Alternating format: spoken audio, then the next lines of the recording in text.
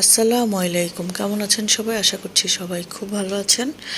তো সকাল সকাল পাখিদের খাঁচার কাছে চলে আসলাম। আজকে একটু বৃষ্টিটা কম হচ্ছে, থেমে গেছে।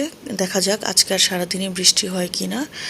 তো এরপরে এদের সাথে একটু দেখা করে আমি আরেকটা বারান্দায় আসলাম।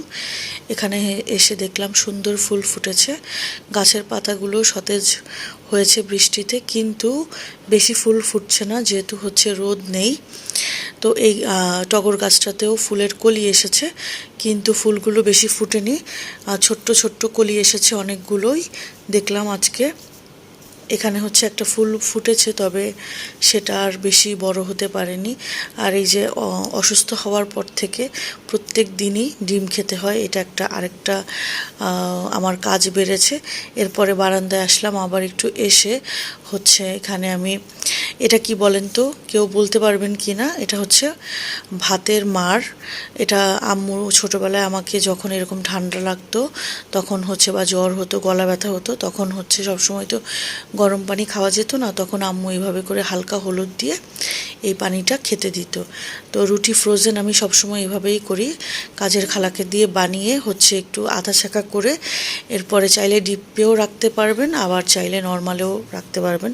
তো আজকে রান্না করছি গরুর মাংস আলু দিয়ে, আর এখানে চেলা মাছ বা যাই হোক, এটা ছোটো মাছই। তো এখানে আমি আদা রসুন বাটা, তারপরে পেঁয়াজ বাটা, এগুলো দিয়ে অনেক বেশি পরিমাণে পেঁয়াজ কুচি দিয়ে, তারপরে টমেটো দিয়ে কাঁচামরিচ দিয়ে মেখে আমি বসিয়ে দিলাম। এখানে বেশি পানি আমি প্রথমে অ্যাড করিনি, হাতে হাতটা ধুয়ে পানি দিয়েছি। এরপরে এই যে কাঁচামরিচের বোটাগুলো ফেলে আলাদা করে বক্সে রেখে দিব। মানে কাজ করতে গেলে দেখা যায় যে অনেক অনেক নতুন কাজ বের হয়, কোনো কাজ কমে না। এরপরে এর মধ্যে আবার দুষ্টু সাবারটা চলে আসলো, তাকে নাস্তা খাইয়ে দিলাম।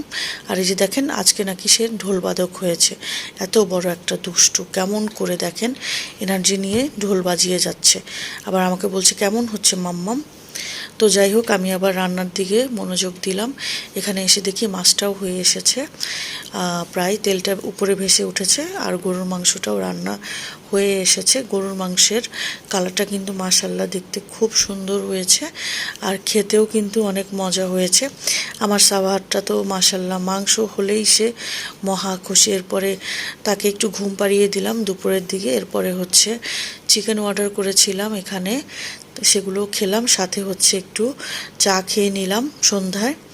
এরপরে দুষ্টু বাচ্চাটা আজকে পরীক্ষা শেষ হয়েছে, ক্লাস টেস্ট, সে ছুটি নিয়েছে, কিন্তু আমার তো ছুটি নেই। তার সিলেবাসগুলো নিয়ে আমি সব কিছু রেডি করে নিচ্ছি, কারণ হাফ ইয়ারলি পরীক্ষা আর কয়দিন পরে। আর এইদিকে সে বাঁশি বাজিয়ে বেড়াচ্ছে। তো আজকের ভিডিও ছিল এই পর্যন্ত, সবাই ভালো থাকবেন, আল্লাহ হাফেজ।